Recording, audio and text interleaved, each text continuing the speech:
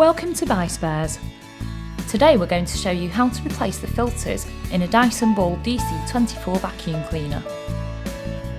Before replacing a part in any electrical appliance, you must ensure that the appliance is first unplugged from the mains. The first filter is in here at the top of the cyclone body, which you'll need to remove by unclipping it like this. Now you need to unclip the tab marked filter A here, and you can just lift the filter out and give it a good clean under the cold water tap. Wring it out and let it dry naturally. Now this filter can't go back into the vacuum until it's completely dried, so it's a good idea to have a spare set to use in your vacuum while this one's drying out. The second filter is actually inside the ball, so to get to it, you need to lower the handle and rotate the ball until you see this arrow, which indicates where it can be opened up.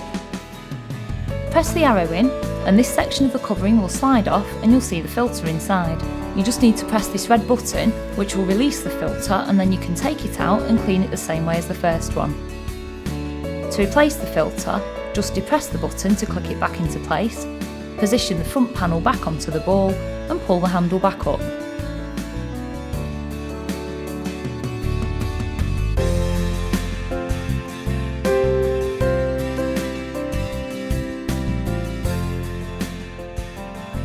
For all the spare parts you need, visit www.buyspares.co.uk.